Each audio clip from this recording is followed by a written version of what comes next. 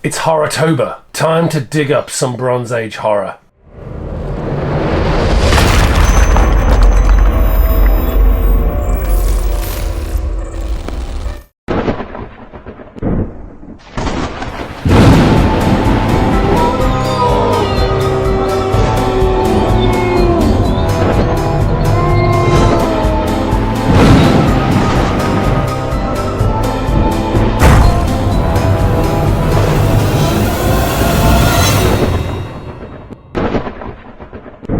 Hi everyone and welcome to Still Only 35 Cents. It's October and that means it's HorrorTober. So we're going to be covering a lot of Bronze Age and pre-code horror books throughout the month. But before we get started, usual stuff, if you're new to the channel, please consider hitting that subscribe button and ringing that notification bell for future content. And if you like the video, hit that like button on the way out.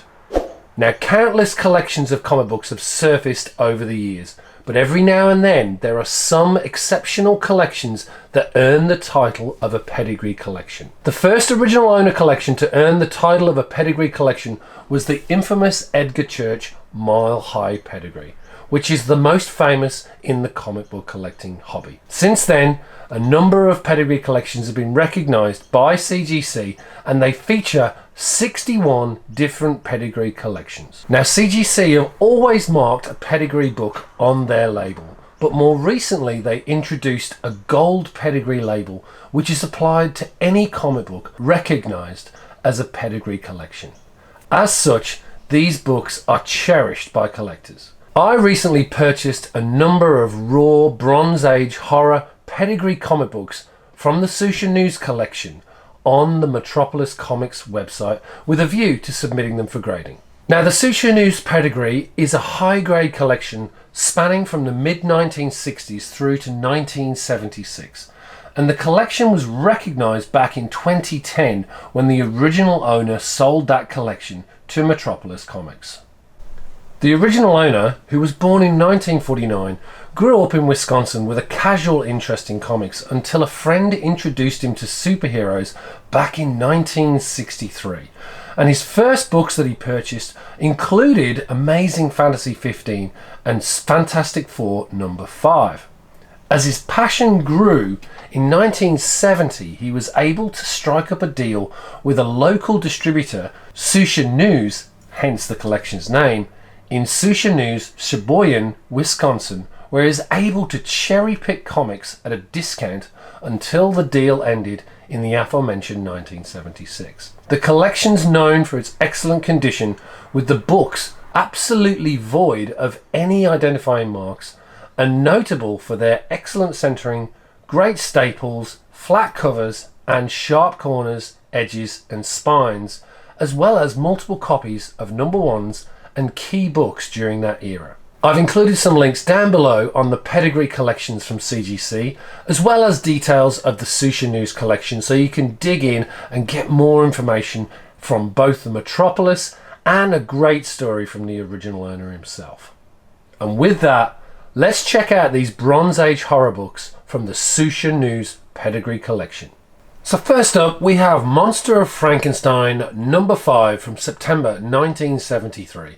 Now, this book was written by Gary Friedrich and has art by the classic artist Mike Plug, who drew and created this stunning bondage cover. Now, as I mentioned, I got this from Metropolis and it was originally quoted a 9.2, but we managed to get a 9.4 and white pages to boot, so really happy with that result. Next up, we've got Tomb of Dracula #7 from March 1973. This features Marv Wolfman on story duties and classic art from Gene Colan and inks by Tom Palmer.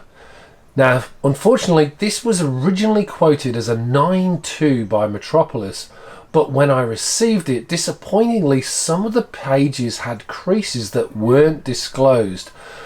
I still went ahead with submitting to CGC, and as a result we got an 8.0 with white pages.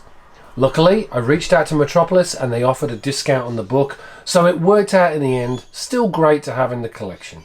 Now we have Tomb of Dracula 8 from May 1973, again featuring Marv Wolfman on story duties and Gene Colan on art. Metropolis had this as a 9 too, but sadly we only got an 8.5, although with white pages.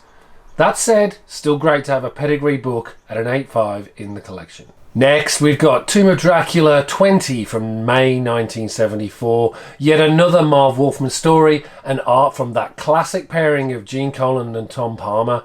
Metropolis graded it as a 9.4.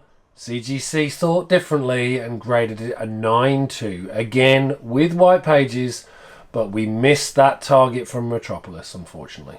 Next, we've got Tomb of Dracula 22 from July 1974, again featuring Marv Wolfman on story and art from Colan and Palmer.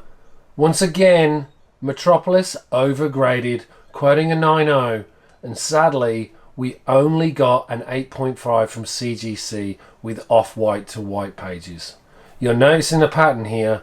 Metropolis are good at grading, they're approximately right, but CGC are quite brutal in terms of their evaluation compared to their grades. And finally, we have Man Thing number 9 from his first published series in September 1974. Again, a classic Mike Ploog cover and art with Steve Gerber on story. Metropolis had this as a 9.2, and luckily we got a 9.2 with off-white to white pages. So at least they hit this one and the first book. Disappointing on the others though. So that's it. I really hope you enjoyed watching me unveil the CGC grades I got from these books and see how I compared to the Metropolis grades that they assigned and the actual grades that they got from CGC. Overall, I think we did okay. With that usual stuff, if you haven't already, please consider hitting that subscribe button and ringing that notification bell. And if you like the content, make sure to hit that like button. And please leave a comment down below. Let me know what you think of the books that I presented today, what books you might have from the Suscha News Pedigree, and what you think of pedigrees in general. It'd be great to hear your thoughts. To celebrate hitting our 1,000 subscriber mark, I'll be giving away this limited edition Hex brand Jim Lee comic Batman vs Superman backpack and adding some books based on whoever wins favourite character or team to the backpack. In order to give everyone a chance to qualify, we'll be drawing the winner live on the Merry Monday Mail Call Show, now rebranded the Mystery Monday Monster Show for the whole of October, on 7:30 AM Monday, October 22nd, Australian Eastern Time, or Sunday the 21st of October at 4:30 PM Eastern and 1:30 PM Pacific. In order to qualify, simply subscribe to the channel as well as our Facebook, X and Instagram pages, more details at the end of this video, and check out the description below for all the links and more details. As mentioned, please make sure to join the live stream so that you can take part in the live draw. And with that, take care of yourselves, we'll see you soon, and can't wait to share more Bronze Age horror books with you.